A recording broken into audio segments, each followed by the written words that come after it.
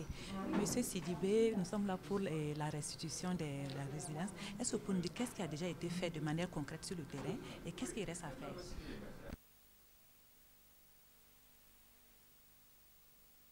Je dirais d'abord que c'est un projet qui est structuré autour de 4 composantes. Une première composante par rapport donc à la mise en place de tout un ensemble de dispositifs de surveillance environnementale. La deuxième composante, c'est la circulation de l'information, la mise à disposition de l'information. La troisième composante, c'est pour l'aspect association des décideurs à pratiquement tout ce qui va être comme prise de décision.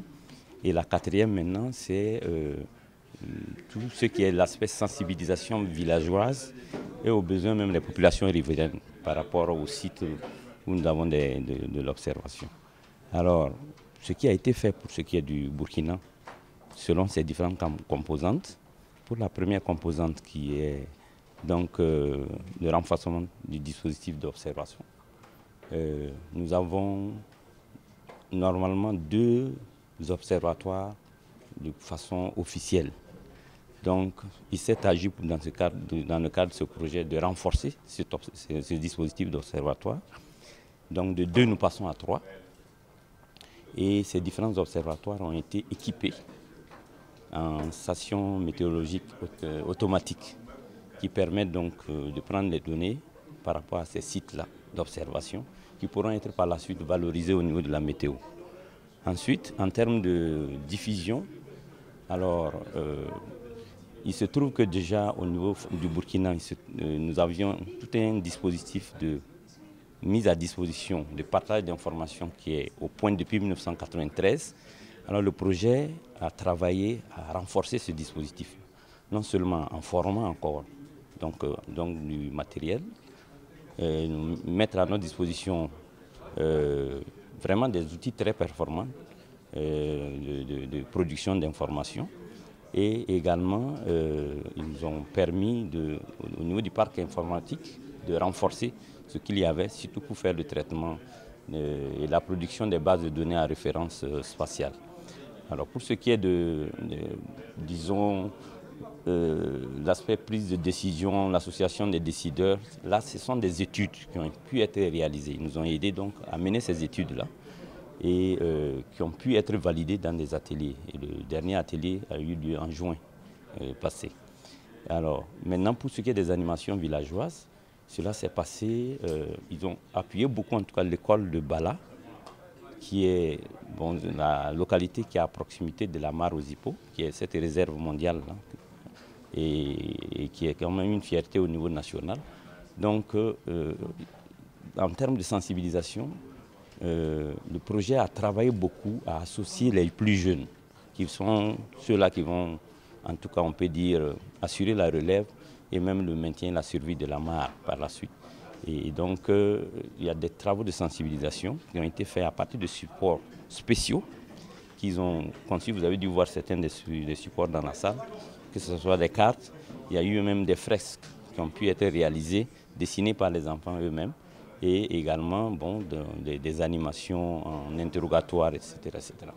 Donc, c'est cet ensemble d'actions qui ont été menées.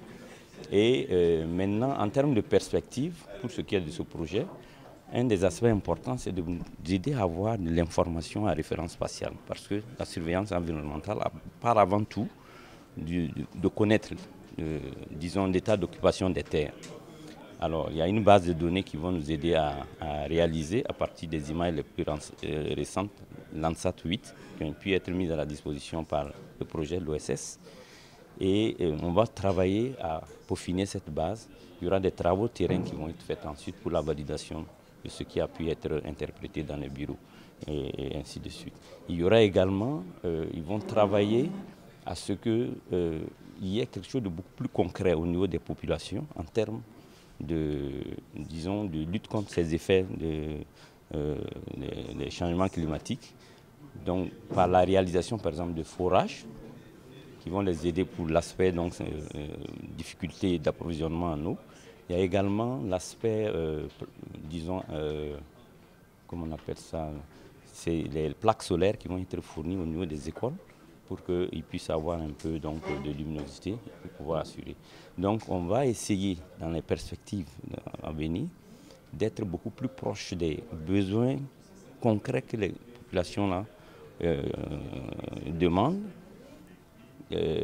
en termes donc, de difficultés dues des répercussions concrètes des changements climatiques. Donc au lieu que ça soit totalement théorique, et c'est à cela qu'on va s'atteler dans les phases prochaines du projet.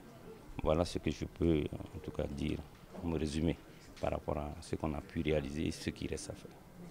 Voilà.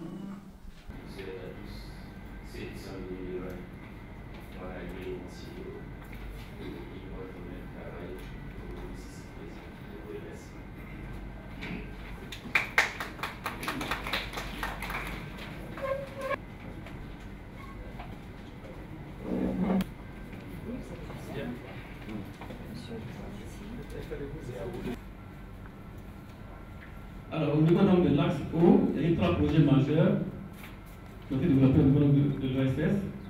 Le système aquifère du Sahara septentrional, le système aquifère du Médène et les ressources en eau dans l'Afrique de l'Ouest, l'IGAD.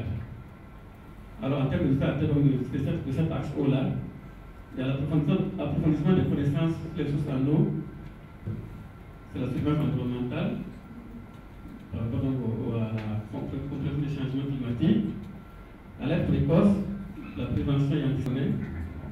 Depuis 92 du moins, ces dossiers est mis en place donc, au niveau du nord de l'Afrique, l'Afrique de l'Ouest et également donc, l'Afrique de l'Est aussi. Alors, l'OSS également, c'est plus de 400 publications depuis 92. Vous avez donc toutes ces ressources-là dans. Pardon. Pourquoi est-ce qu'on a donc écrit ce projet Je prends juste 2 éléments de contexte. Le contexte d'abord écologique, qu'on a pris en compte. Deuxièmement, on a pris également le contexte socio-économique. Comme vous le voyez, sur les 7 pays qui sont dans le projet là, ils sont